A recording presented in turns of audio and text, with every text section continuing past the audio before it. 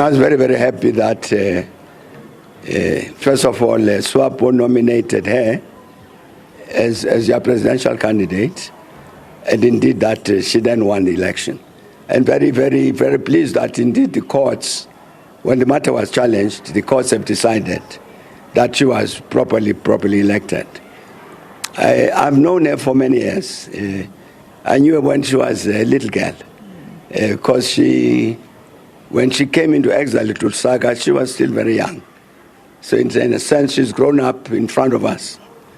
So I think I know something about her enough to have the confidence I have in her, that indeed she will discharge her responsibility as president of Namibia properly, bearing in mind also that she's the first woman president we have in our region. West Africa beat us to this. And I think she's the only woman president on the continent at the moment. So she also carries that additional burden, not only to make a statement about Namibia, but also make a statement about the capacity of women, that they are as good as any man. And she will demonstrate it in the manner in which she will lead Namibia. I'm very, very, very pleased that she has won.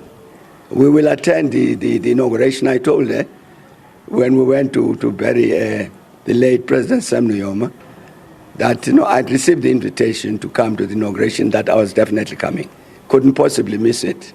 Really just to say to her, we're all of us with her to make sure she succeeds in what will be an important task.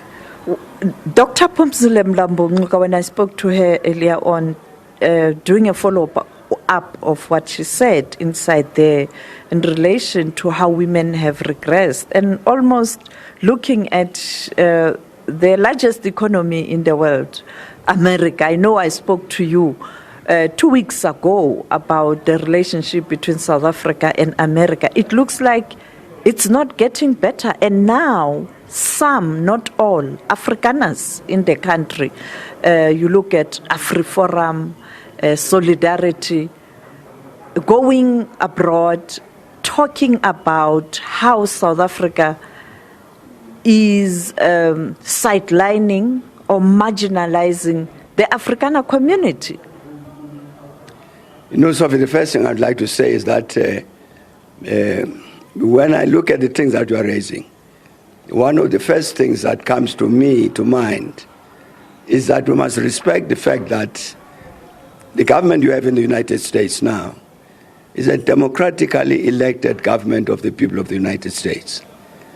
I think we've got to respect that you're not just dealing with anybody who's saying whatever, you are dealing with a properly elected representative of the people of the US. As you know, we've got a particular historical relationship with that population. It was very much part of with us during the course of that struggle. So I think what's happening demands that we should re-engage properly.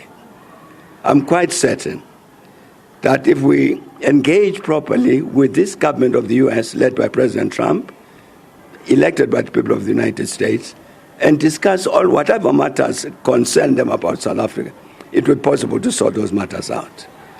It's also very important that we talk to our Afrikaner colleagues here to say, if there are problems in this country, they will never be solved in Washington, never, ever. Those problems will be solved here. And one of the things that we must avoid at all costs is to communicate a message as South Africans that you can't carry out this process of the transformation of the country. Because to transform, then you offend one section of the population, and therefore don't transform. You can't have that.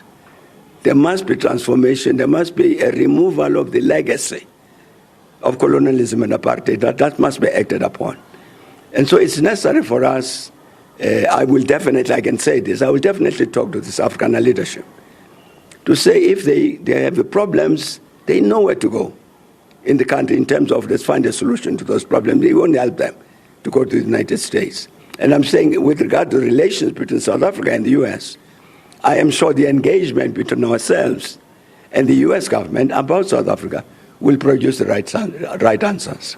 And finally, the Ukraine war, I spoke to you when it started. You were quite clear that a peaceful resolution is the only way. Are we getting there? I think the positions taken by President Trump on this matter are correct when he says this war must end, and therefore undertaken this task to communicate with both with President Putin and President Zelensky. Let's move forward as quickly as possible to end the war. That is a correct position. I support President Trump very strongly on that. I think he's taken a very important initiative, and I hope that everybody, the Russian Federation, Ukraine, the West Europeans, NATO, the EU, all of these people, and us on the continent, and the rest of the world, I think we should support that, because it looks to me like this is the quickest way we'll move towards a resolution of that problem.